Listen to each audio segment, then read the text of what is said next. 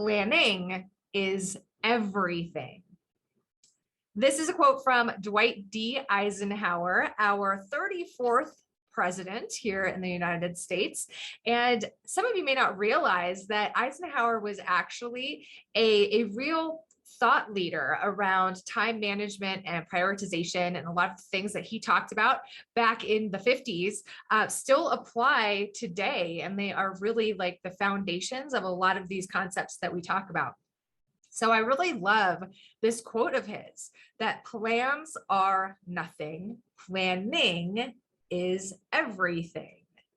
So what he's really saying here is exactly what I put on your handout. The discipline of planning serves us well, even if the plans we create are rarely implemented precisely.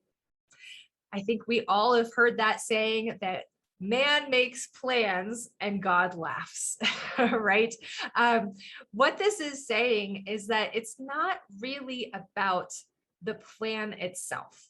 9 times out of 10, we can't follow the plans that we create because of unexpected circumstances and things that come up out of nowhere. But that doesn't mean that we should completely abandon the process of planning, because the process of planning has benefits in and of itself, regardless of the actual plan, regardless of the outcome that we're working on creating.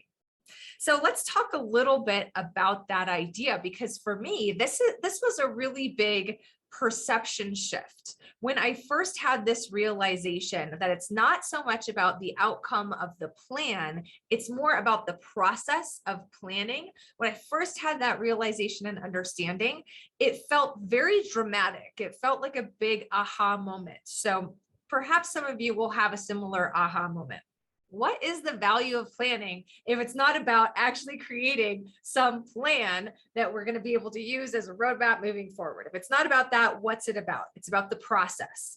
So the process of planning, you see some bullet points here. The value, it helps us to reflect on the future, to visualize an outcome and organize toward it. So it helps us to visualize an outcome, to really be aware of the destination that we ultimately want to get to. It is always a smart idea to know the direction that you're aiming in, right? If you get into a car and you're going to take a road trip, it's a good idea to start by knowing the destination that you're aiming for, even if along that road trip there are detours and there's road closures and there's things that you have to do that kind of take you off course. It's still helpful to know what that ultimate destination is that you're trying to aim for. So the second bullet point says it pushes us to predict challenges, problem solve, make decisions, and formalize our thinking. So when we sit down and we engage in the process of planning, it encourages us to think deeper about what it is that we're trying to achieve and all of the dynamics that are involved in that. So we're sitting down and we're being more deliberate in the choices that we're making. Simply through that process of planning, we're engaging in a deeper way with our goals. And by engaging in that deeper way, the next bullet point, it trains us to more intelligently anticipate and respond to uncertainty and complexity in the moment. So uncertainty and complexity are certainly 2 key characteristics of our world, right? So we want to be able to respond to those things.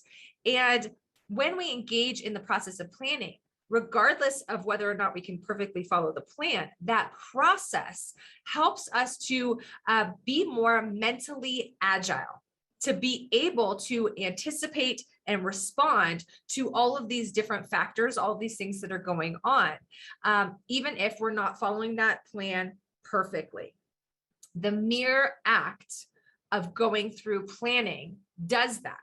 because we've engaged our brain in that deeper way, we now have this deeper understanding of what it is that we're trying to achieve. We've kind of looked and seen, what are the possible challenges, and we've predicted and we've anticipated. And now when things go awry around us, we're able to quickly and easily respond to them because we've already gone through that mental engagement process.